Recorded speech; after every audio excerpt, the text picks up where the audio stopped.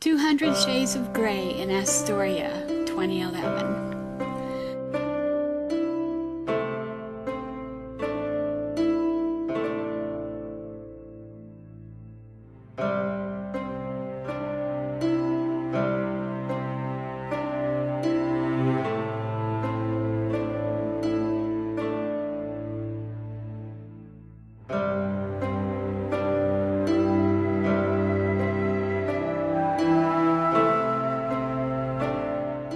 You might drive through town some Sunday from Portland. Say your car breaks down.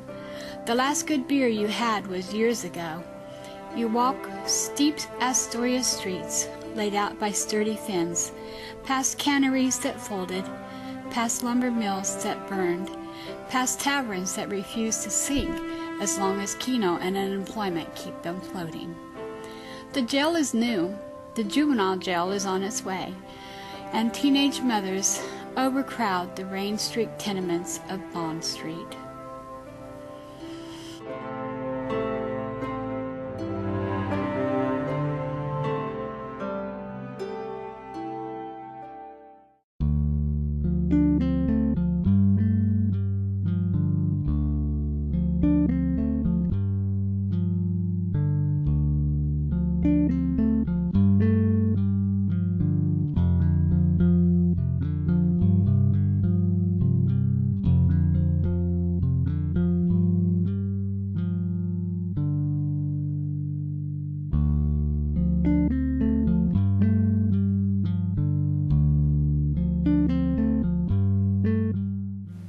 The principle supporting business now is fear.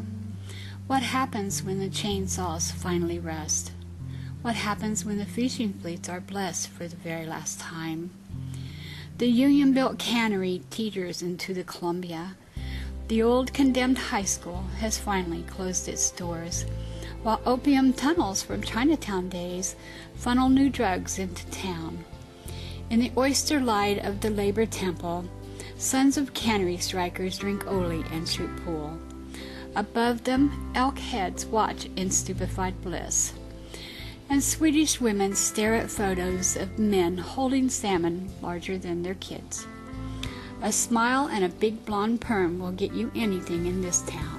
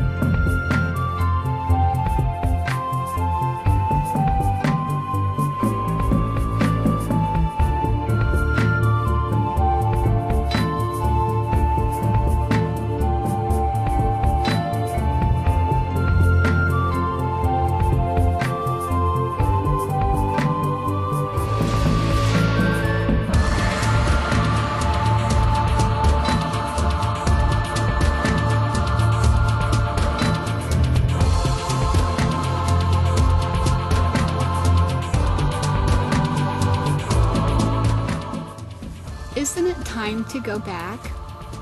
Isn't it time you drove east, through Svensson, through Klatskanai, back to bluer skies? And the confidence of people with good haircuts, jobs, and new shoes. Young thieves steal the pilings of buildings long since gone. Vandals destroy gray warehouses that once housed fishermen's dreams. Haven't the fragments of our town shown you that nothing is real? but decay.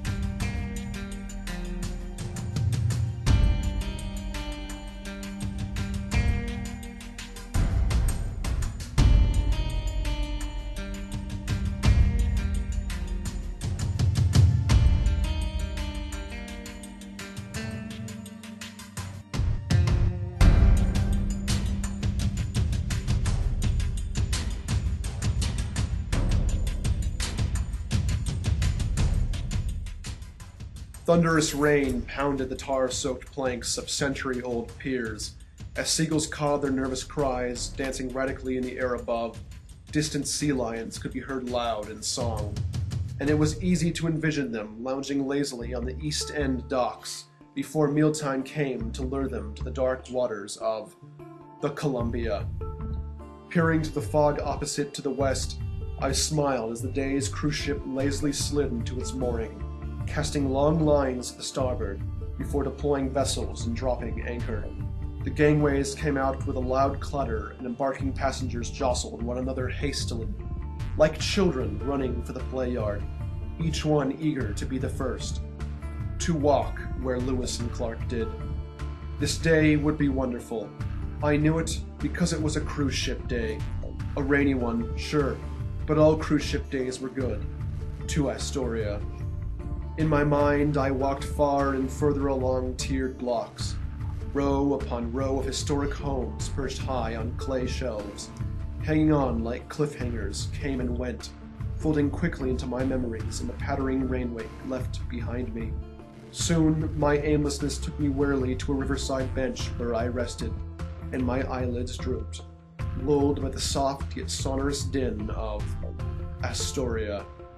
Now it was the lap of a wake hitting the shore 20 yards in front, just before an angry ship's horn blasted at the proximity of another, slightly off course. Cars clattered along, traveling east and west on Marine, sloshing through the maddening puddles as rubber Romeos squeaked noisily on the moist asphalt nearby. I dozed. I dreamed I had left the rainy hats of Astoria behind, and the 3 a.m. weirdos found at Quick-Mart were nowhere to be seen in this sunny place. Here it was only me, and the speed filling my mind with endorphins as I allowed myself free rein, not rain, to speed driftily down, down, and down. Hills disappeared behind me like slide after slide on a pull-down screen as I tucked tighter and tighter, willing myself a final burst of gravitational speed.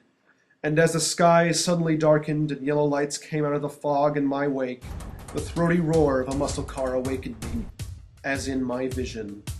I had dreamed myself away, lost in the deepening thunder of the rain around me. Still, as always, I had come home, wet, to Astoria.